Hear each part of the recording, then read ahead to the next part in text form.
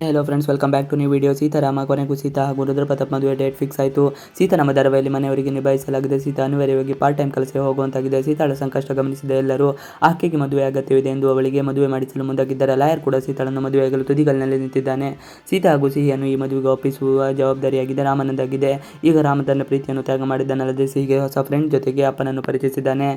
ಸಿಹಿ ಅಪ್ಪನನ್ನು ಆಯ್ಕೆ ಮಾಡಿದ್ದಾಯಿತು. ಮೊದಲು ಸಿಹಿ ಲಾಯರ್ ಅಂತ ರುದ್ರಪ್ರತಾಪ್ ಎಂದರೆ ಮೂಗು ಮುರಿಯುತ್ತಿದ್ದಳು. ಆದರೆ ರಾಮ್ ಸಿಹಿಗೆ ಲಾಯರ್ ಒಳ್ಳೆಯ ಮಾತುಗಳನ್ನು ಹೇಳಿ ಫ್ರೆಂಡ್ ಎಂದು ಪರಿಚಯ ಮಾಡಿಸಿದ್ದಾನೆ. ಸಿಹಿ ತನಗೆ ಬೇಕಾದಂತೆ ಲಾಯರನ್ನು ಪರೀಕ್ಷೆಗೆ ಒಡ್ಡಿದ್ದಾಳೆ. ರಾಮ್ ಸಹಾಯದಿಂದ ಲಾಯರ್ ಸಿಹಿ ಮನಸ್ಸನ್ನು ಗೆದ್ದಿದ್ದಾನೆ.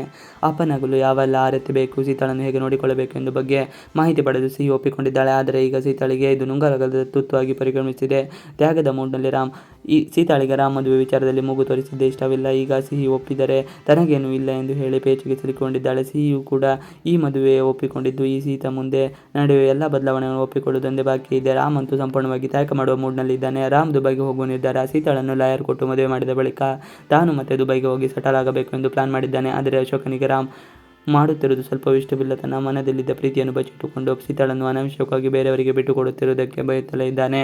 ಮದುವೆ ಡೇಟ್ ಫಿಕ್ಸ್ ಆಯಿತು. ಲಾಯರ್ ಜೊತೆ ಸೇರಿಕೊಂಡು ಸೀತಾಳ ಅಣ್ಣ ಮತ್ತು ಅತ್ತಿಗೆ ಸೇರಿಕೊಂಡು ಬೇಗ ಮದುವೆ ಮಾಡಿಸಲು ಪುರೋಹಿತನನ್ನು ಮನೆಗೆ ಕರೆಸಿದ್ದಾರೆ.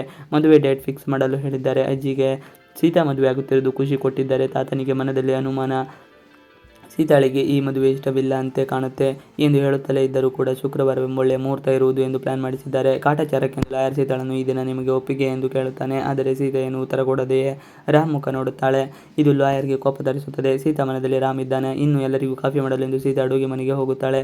ಸೀತಾ ಹಾಗೂ ರಾಮ್ ಇಬ್ಬರು ಅಡುಗೆ ಮನೆಗೆ ಹೊರ ಹೋಗಿದ್ದಾರೆ. ಸೀತಾ ತನ್ನ ಮನದಲ್ಲಿ ನೀನಿದ್ದೀಯ ರಾಮ್ ಎಂಬುದನ್ನು ಸಣ್ಣ ಕ್ಲೂ ನೀಡಿ ಹೇಳಿದ್ದಾಳೆ. ಆದರೆ ಇದು ರಾಮ್ಗೆ ಅರ್ಥವಾಗಲಿಲ್ಲ. ಆದರೆ ಸೀತಾ ಮನದಲ್ಲಿ ರಾಮ್ ಇದ್ದಾನೆ.